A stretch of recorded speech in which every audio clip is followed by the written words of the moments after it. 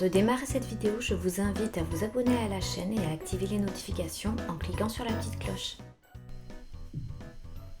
Je vous propose de réaliser avec moi un marbré rocher.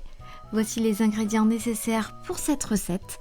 240 g de farine, 150 g de sucre, un sachet de sucre vanillé et de levure chimique, 2 œufs, 90 g de beurre mou, 200 ml de lait, 250 g de chocolat dessert et pour le glaçage, 200 g de chocolat au lait, 100 g de noisettes et 35 g d'huile. Vous allez commencer par insérer le pétrisseur dans la cuve de votre robot, puis vous allez y ajouter 2 œufs entiers.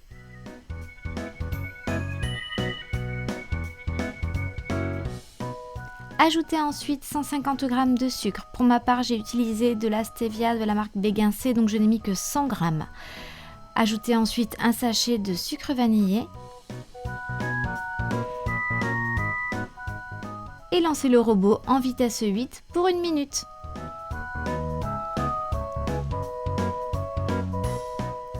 Ajoutez ensuite 70 g de beurre fondu.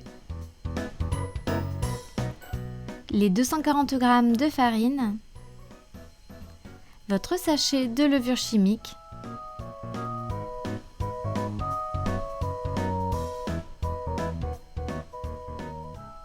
et les 200 ml de lait. Lancez votre robot toujours en vitesse 8, mais pour 2 minutes cette fois-ci.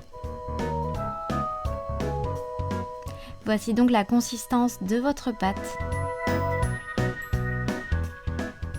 Vous allez en réserver les 2/3 dans un récipient à part et vous allez donc conserver 1/3 de pâte vanille dans la cuve dans laquelle vous allez ajouter 250 g de chocolat dessert que vous avez fait fondre au bain-marie.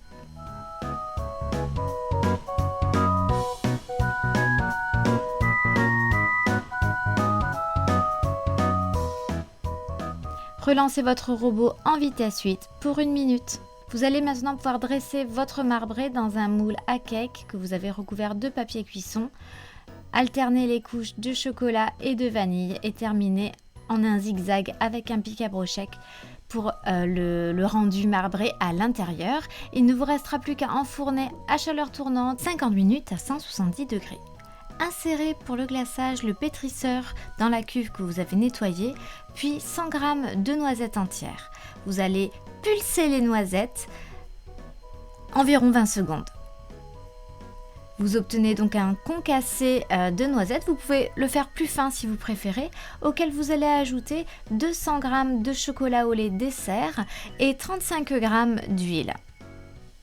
Vous allez ensuite lancer votre robot en vitesse 2, 90 degrés pour environ 6 minutes. Cela devrait normalement suffire pour faire fondre tranquillement votre chocolat au lait.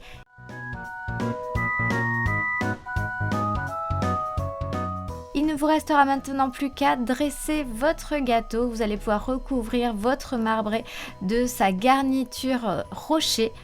Alors attendez évidemment que la garniture soit refroidie et durcie avant de servir. C'est un pur régal pour les gourmands et pour les fanas de chocolat. Je vous invite à tester cette recette. Je vous dis à très bientôt!